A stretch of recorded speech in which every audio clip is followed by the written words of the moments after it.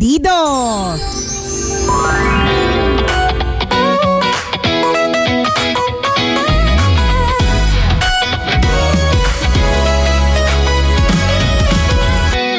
Nakakalungkot pong isipin or dapat po ba akong malungkot? Ay, parang sinkuli alam mag-isip to. Pabago-bago. Nakakalungkot isipin or dapat nga ba akong malungkot? Napapansin ko lang po kasi kapag ka ang traveling po sa iba't ibang parte ng Pilipinas ay mas mahal pa kaysa sa pag-travel abroad. Bukod pa doon, ang isa pa pong napansin ko, kapag ka ang produkto po ay gawang Pilipino, katulad na po ng mga Filipiniana o kaya ng mga bagay-bagay na made in the Philippines, bakit minsan mas mahal pa sila kesa sa mga produkto na galing sa China? Kaya tuloy minsan, kahit gusto mong suportahan yung Pilipinas, hindi mo masuportahan. Hay, ang dami ko na nga problema, dumagdag pa to. Actually, girl, ang dami na nga rin namin problema, dumagdag pa to. Tama. Thank you, Tambalan. Sana makita ko kayo this year. God bless. Ayan. Ay, salamat Sana magkita tayo this year at sana may dala kang alay. Correct. Yan. Oo. Kapag ka may alay, ibig sabihin nakaluluwag-luwag, Tama. maayos-ayos ang pamumuhay, ganyan. Ibig Check. sabihin, maayos ka. Okay. So, ano yung sinasabi niya? Mas mahal. Ganun talaga yung katotohanan Nakakalungkot, Nakakalungkot din kasi talaga Sobra. yun. Na minsan nga, magko-compare ka ng ticket price sa ibang bansa versus sa Pilipinas, mas mahal dito sa Pilipinas. Oho. Ganyan. Hindi namin alam kung anong kadahilanan talaga niyan eh. Maaari kasing hindi ko alam. Ba't ko ba kailangan isipin? Ang dami ko ng problema, isipan ko ba yan? Well, ako, hindi ko rin maisip. Inisip ko lang kasi pulo-pulo rin naman kasi yung Pilipinas. I mean, hindi rin naman siguro baka konti kukonti yung lang. flights, ganyan, Pero parang tingin ko ang ganon. unang pwedeng gawin dyan, mag-subsidize yung gobyerno. May sinasabi ka ba? Hindi.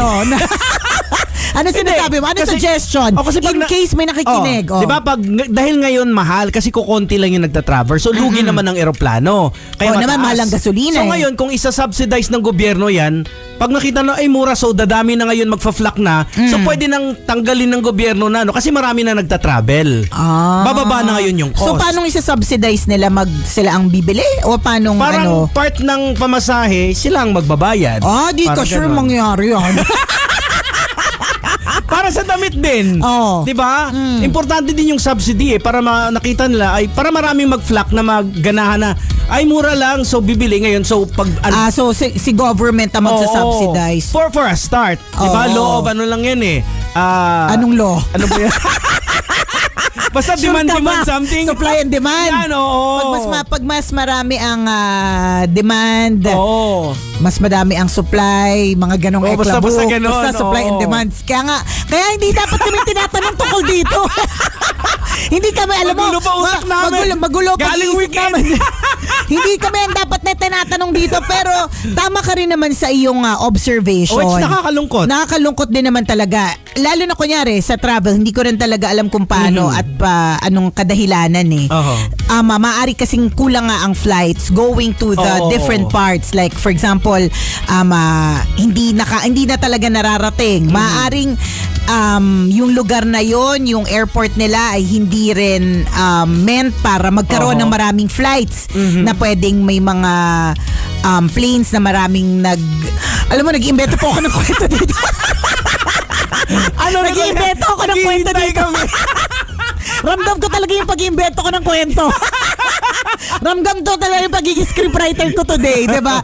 Baka may ganon. Hindi namin alam, Hindi pero namin alam for sure kasi hindi naman po kami ekonomista. Assumptionista lang, loyalista. Correct. Ayan. Yun lang talaga kami.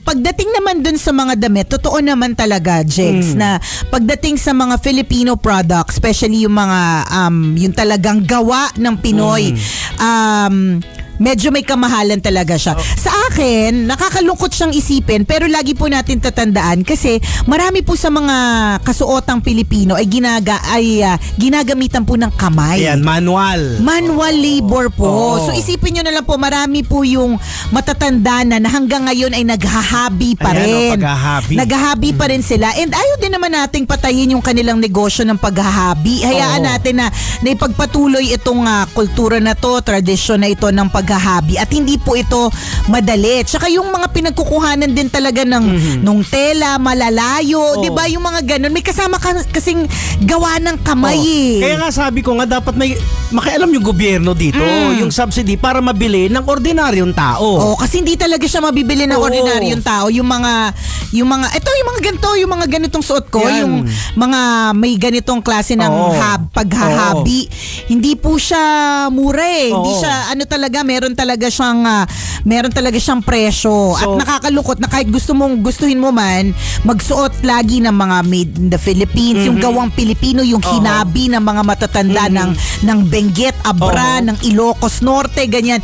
Hindi mo agad mabibili kasi medyo nga may kamahalan. Oo. Pero naiintindihan lang din talaga natin na gets natin kung bakit mahal. May tinatawag na kaya sa China, 'di ba, ang bilis, fast fashion ba 'yon ang tawag doon, na ang bilis lang nila mag-create ng madami. Yung sa atin talaga Kasi makina na yung makina. ginagamit. Correct. Ito talaga Parte ng kultura natin. oo, yung literal na hinahabi Oo. talaga siya together bago